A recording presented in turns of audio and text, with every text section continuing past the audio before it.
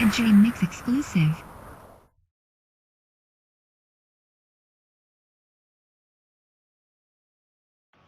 But then, when he went to jail, he was having a little trouble recording with us. We tried to record over the phone and had too much delays. It was a song called I can't remember the chorus to it. It's rumored that you dropped a verse for Cradle to the Grave. Is that true? It was Thug Life. I did a verse to that never came out.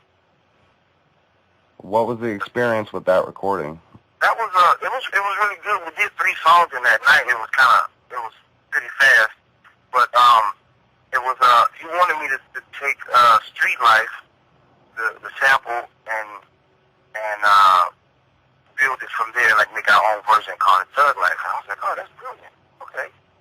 And so we started, doing that and doing the track, and I was, we were all basically just writing, and, just let's try it out, let's see what happens, And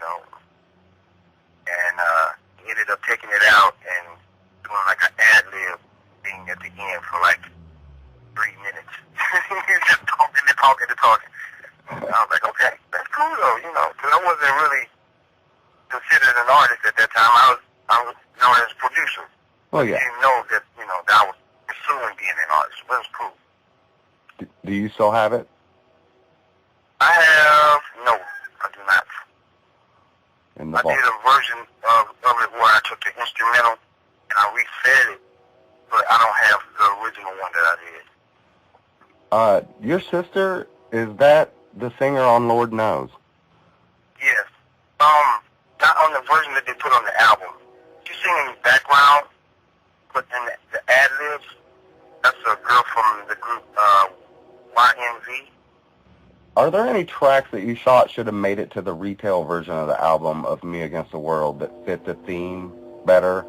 Any song that you really wanted on there? Well, Do For Love, that was supposed to be on there. I did a version of that, the first version of that, and I thought it was like perfect because it was really similar to the sound that they had towards the end of the album, like with the Can You Get Away, and it had those same kind of drums and with the live bass and that's the one with the thing. That's the one with the female intro saying I love you, that one?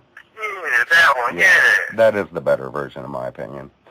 Thank you. Yeah, I was so pissed off they couldn't find me because I was out there with Mellencamp, and so instead of having me like fix it up, they got Blackstreet. I was like, ah! Didn't even tell me. I called them a lot after that. What are y'all doing?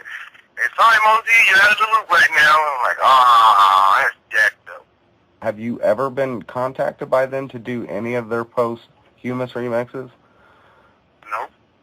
Ever since when he went to Death Row, that was it. That was it. We was working on that one song, and we was working on In the Late Night, and we was working on Outlaw's album, but at the time it was called Young Niggas. We was working on that album, and it was like, done. And I even called the studio where they were working at Death Row, because I knew a lot of people there, and I had Outlaw's numbers and stuff. And I had Pox paging them. I kept paging and nothing. And I finally called up there and talked to a couple of the guys, and he was sitting right there, but didn't want to talk to me. I don't know if it was because a lot of conversation we had when we were working together was, me caring for him wanting to work with Death Row. Because he loved it. He was like, man, Dr. Dre's my favorite producer. I'm like, I know, I hear you. And he's my favorite producer, too. But, a lot of the things that they do over there, I don't think it's going to be conducive to what you do. How you write and all that. It's going to be a room full of people, like, all thugged out. And you do that to a certain extent. But, like, a lot of the guys you in the room with are artists. And a lot of the guys that be in the room over there at Death Row are killers, not artists. You know what I mean? They're not there to rap. They're there to just, I bang this and I bang that. And so I was like, you don't want to be a part of that atmosphere. Plus, you might not get the money that you should get from it.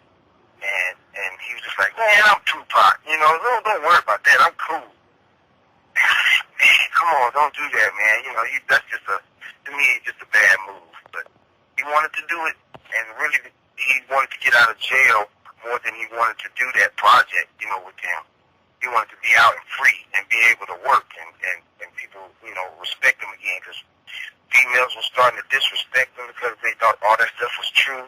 They say he had done, and he hadn't done it. And so he was just really like, man, I need to rebuild this. And we got a message. The whole time I'm working with him, we're talking about we got a message to get out there to people to help them grow. And each one teach one, you know, and not the whole thing that it became once he got on death row, where it was like, you know, talking about Biggie and how he did his wife, and, you know, it's just crazy. That I didn't like that era, because it felt to me like he was just pressured to do that kind of stuff. And if you think about it, I don't know if many people know, but MC Hammer had signed with Death Row at that time. Yes. And I heard his project, and it was that kind of stuff. And I'm like, MC Hammer? And granted, his family are, you know, they are really like the hardcore gangsters out in Oakland, but Hammer wasn't. He was like, no, he was a Christian. I mean, he was a tough guy. Yeah, I noticed that too. I've heard some of it. I'm sure I've not heard the completed thing. It was just pressure to do that. Did you ever speak to him after the New York shooting when he was shot, right before he went to prison? Or Nope. No. I didn't talk to him because I was supposed to be there.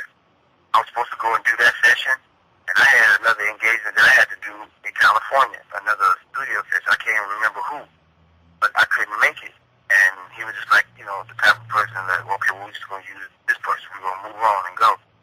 And got shot, went to jail. You know what? I forgot about this because we did try to record that last song. I did talk to him because he was called from the jail to record his vocal at the studio.